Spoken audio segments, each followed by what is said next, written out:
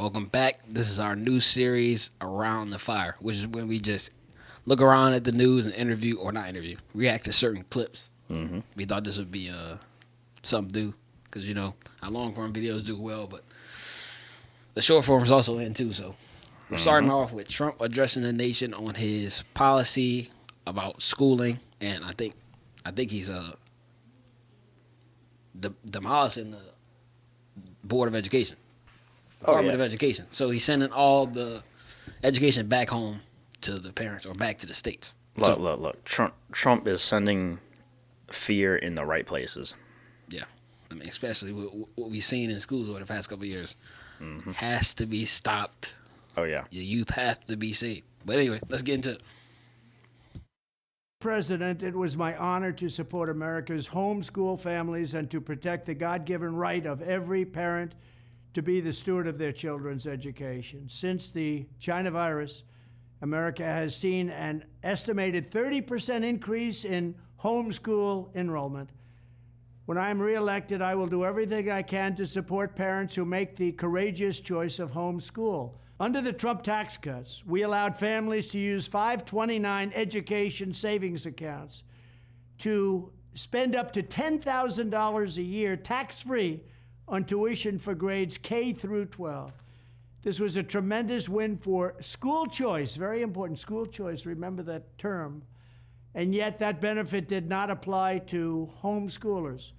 So to support the growing homeschool movement, in my next term, I will immediately fight to allow homeschool parents the same incredible benefit, $10,000 a year per child, completely tax-free to spend on costs associated with homeschool education.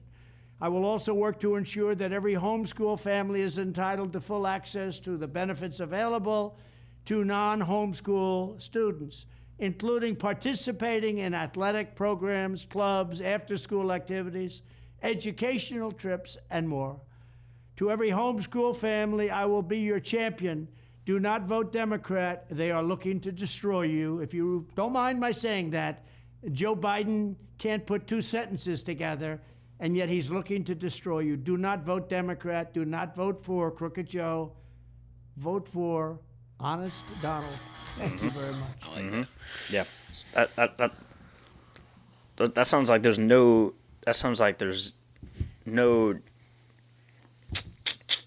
There's very little fault for failure in that.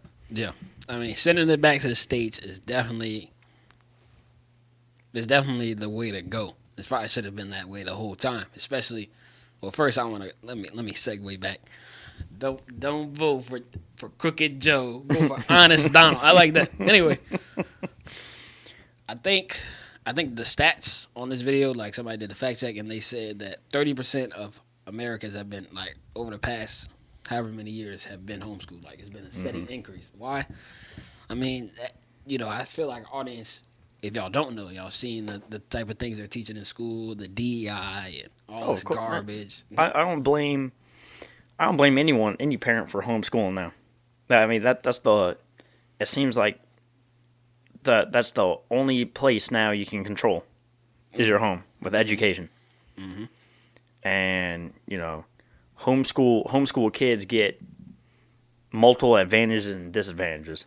Yeah. They get the advantage of being at home, and they're not as not corruptible, but they're not as they're not as malleable to some propaganda that might be in our school system. But on the flip side, homeschooled children also lack the multiple like social events that school provides, a social factor. So when Trump said he wants to provide a sport system, right? I think that's very thoughtful, very well planned out. Because the problem with homeschool kids is the socialization. So I agree there, and the homeschool kids have advantage because their curriculum can be curated to whatever they need to learn. Like especially to their strengths and weaknesses. Exactly. Or just things that you wouldn't teach at school, like, I don't know, marksmanship. The family could put that in there or whatever. Woodworking. They still have that at schools, some schools. But either way, it's with children are going to be educated somehow, some way. And Yes. with this way, you can curate to the child and to the family's needs. But even if you look around, people get information from TikTok or people get information from YouTube. So with the homeschool, you could just block out all that garbage because that's mostly what's on the internet is garbage. Like I said, I keep harping on this DEI stuff, but they push the the LGBTQ people because I can't call them what I won't call them. And I think that's just. Not only is that alien, not only is that detrimental to the human species, it's detrimental to push that on a kid at such a young age. Speaking of homeschool and school, I don't think I've ever asked you this. How you feel about Louisiana's new, I don't know if it's a law, but all Louisiana schools have to have the 10 Commandments. I was so happy when I seen that because first, we already know what's right and wrong, right? That's written on our hearts. But that standard of morality, when you see in that, it makes you think for a second. Just that split second to think, should I do this or should I not do this? And when you're reading that, God's watching. So it's just like, well, look, maybe I want to do that. A common argument is against it is that, why are you bringing religion, Christianity into, into public schools? It's supposed to be and I think even you don't have to look at religiously, right? We know the story about the 10 Commandments, Moses, but even if you don't have to look at religiously. Right. There are 10 rules that every human being can agree and follow. Yeah. So, even without the religious aspect, it's a great set of rules. And I would argue that the agendas that they're pushing is religious too. In nature. That's true. Like the DEI, the LGBTQ trans movement, that's religion. That's a set of beliefs that they want to push on you that they want you to live by. But it's only a problem when it's God's law. Then it's, I'm up in arms about it because it goes against my feelings. And So, I think it's a great thing. And I bet you that you'll see crime decrease in Louisiana over time because now you gave God a foothold in the place, and his influence is gonna start to move in there, and I bet you're gonna start to see the grades go up. You're gonna start to see kids acting better. But I was surprised about the amount of rebuttal people had against that. When I heard that, I'm like, oh, that's a pretty good idea, but there's a lot of people angry about that. But that's the spirit speaking behind them. That's the spirit speaking behind it. So, of course, if you anti-God, of course you're going to speak out against it. Only someone who's anti-God is going to speak out about the 10 Commandments. So, I think that's tomfoolery personally, but either way, it don't really matter because it's in there now. Yep. And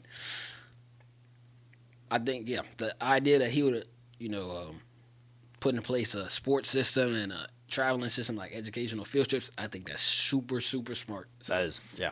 And I also want to note that on this video, when we posted, it was Project 47 because everybody's talking about, Trump's thing is Project 2025. Oh, no. 2025. No. Trump has no correlation between 2025. Exactly. So now we see his agenda coming out, and they better tell the deep state to buckle up. Yep.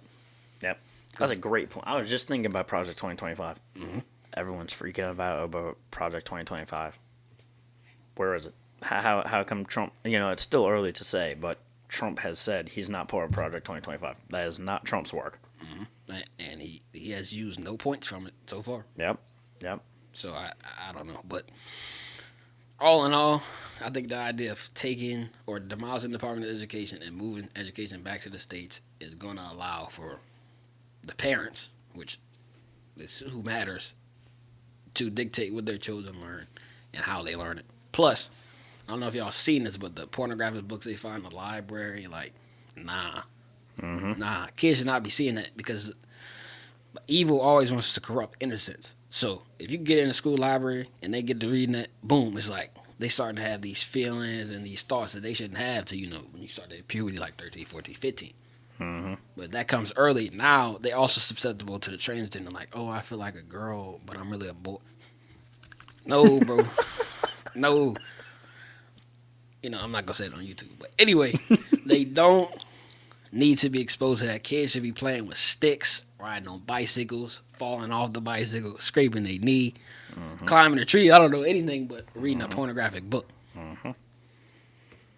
So. And that's well said. Look, the champ is back, bro. The champ, the returning champ. The people's champ.